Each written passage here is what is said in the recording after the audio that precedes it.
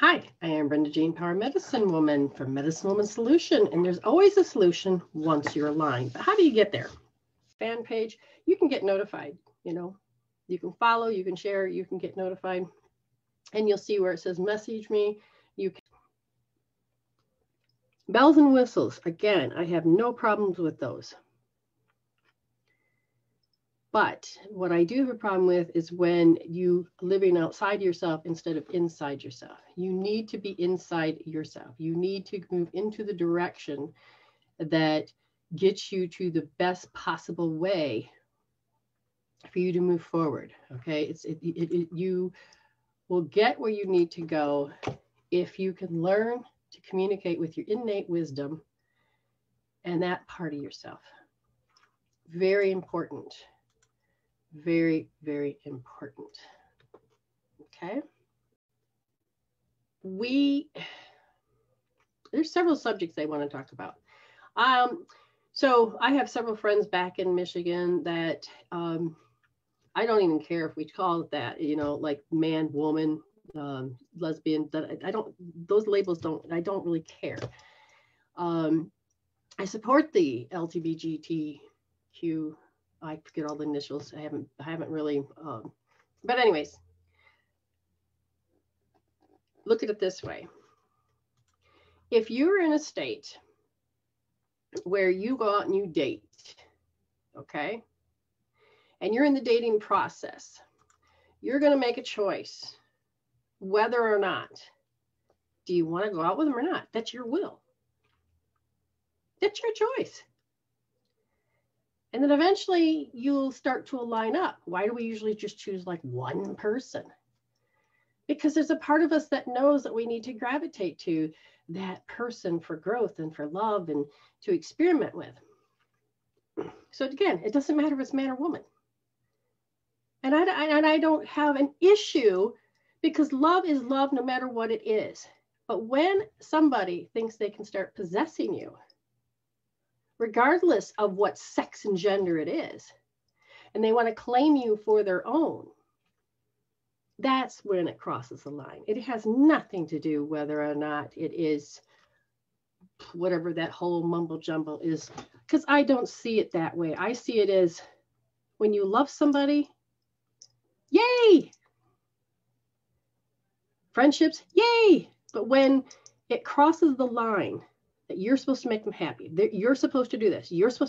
I don't care if male or female, it's not healthy. It is out of alignment. It creates karma. And if you understand, I do my best to help you teach you about karma. Okay? It's nobody's job to make somebody happy. You can add to their life. Oh God, it's beautiful. But when it becomes a demand and an expectation, and it has to be this and that, it is not healthy. And when they start to weed people out of your life because they want you for their very own, that is unhealthy. That is old egotistical ways of being back in the day. I mean, I can't tell you how many women, the older women that I had counseled years ago, that had to do with the fact that they were pretty much raped. And they go, well, nobody liked me but that one. And then they find out, oh my God, all the other guys, they go into a high school reunion. All the other guys were beat off by this one person.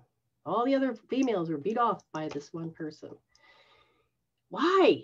Because I want you for my own, and I'm going to show everybody. But what if you don't want them? But if you're convinced that nobody loves you, you're not good enough, that you have to settle, and you didn't even know you settled?